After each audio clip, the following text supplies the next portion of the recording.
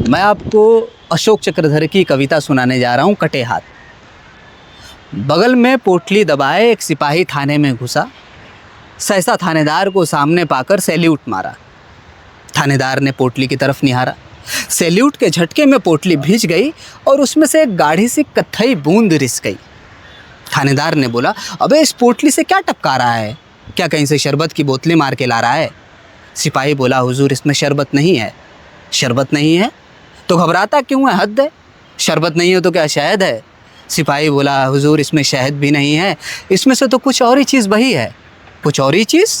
खून है क्या? अबे जल्दी बता, क्या किसी मुर्गे की गर्दन मरोड़ दी या किसी मेमने की टांग तोड़ दी? अगर ऐसा है तो बहुत अच्छा है, इसे पकाएंगे, हम भी खाएंगे, तुझे भी खिलाएंगे।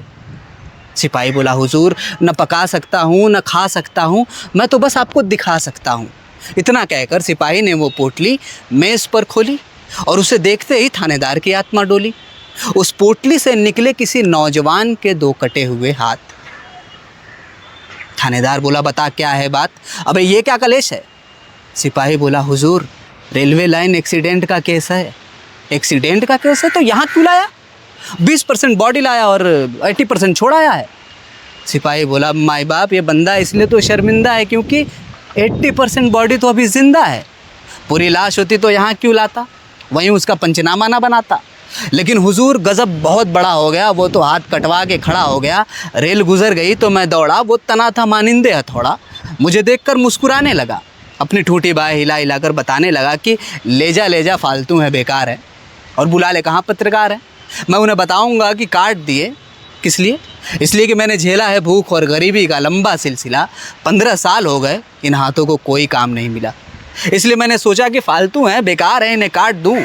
इस सोए हुए जनतंत्र के आलसी पत्रकारों को लिखने के लिए एक प्लॉट दूं कि इन हाथों को 15 साल से रोजी रोटी की तलाश है।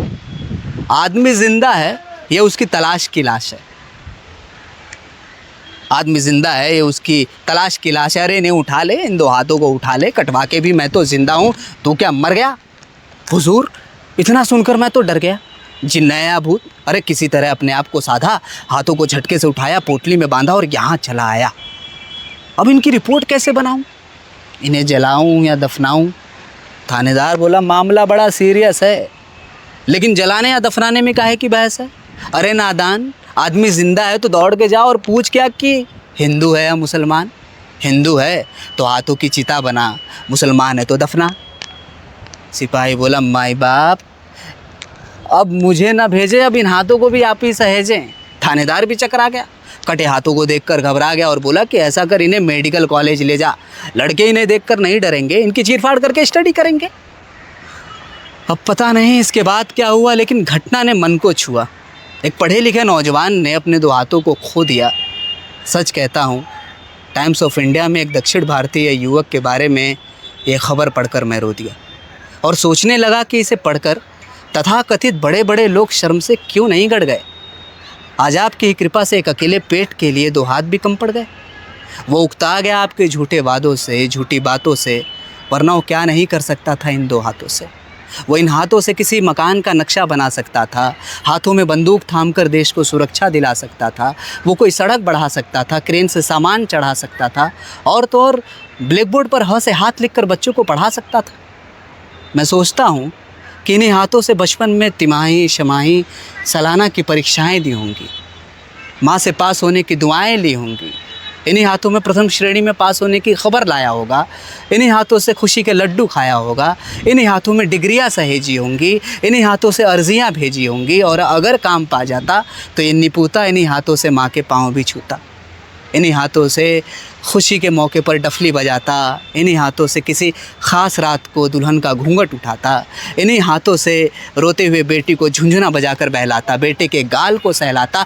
पर तूने तो काट लिए मेरे दोस्त, लेकिन तू कायर नहीं है। कायर तो तब होता जब समूचा कट जाता और इस देश के रास्ते से हमेशा हमेशा को हट जाता। मैं कोई बड़ी बात कह रहा हूँ ऐसा मुझे कोई भ्रम नहीं है, लेकिन प्यारे तू किसी शहीद से कम नहीं है। सरदार भगत सिंह ने देश में ग़ुलामी है ये बताने के लिए पर्चे बांटे, और तूने देश में बेरोज़गारी है ये बताने के लिए हाथ काटे।